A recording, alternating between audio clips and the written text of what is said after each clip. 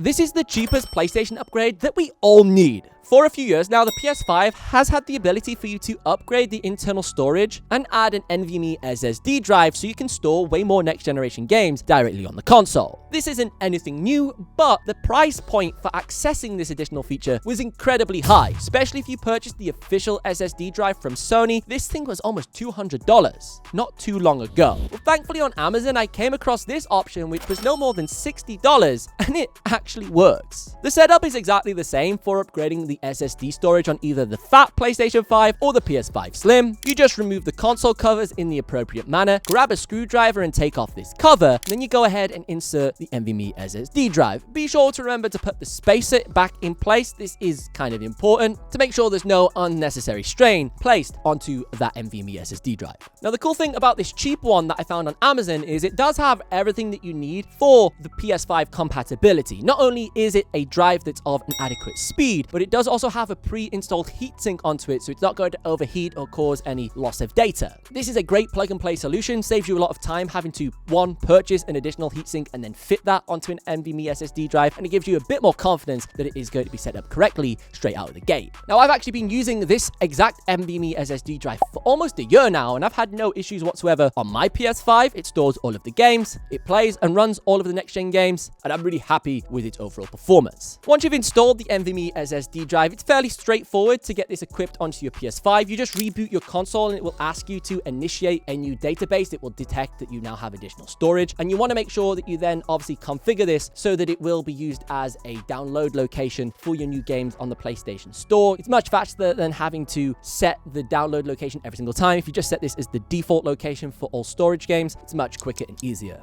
And as easy as that, you have saved $140 going for this option over the official one from Sony, which gives you some budget for even more accessories, including some PS5 console covers. I went ahead and picked up some midnight black ones for my Slim recently that look really tidy on my current desk setup. Now, on the topic of PlayStation accessories, you should check out this video next where I unbox and purchase some of the coolest PlayStation accessories ever made. But as always, I've been Ben Rowlands. Thank you so much for watching. Be sure to subscribe, and I will see you in the next one.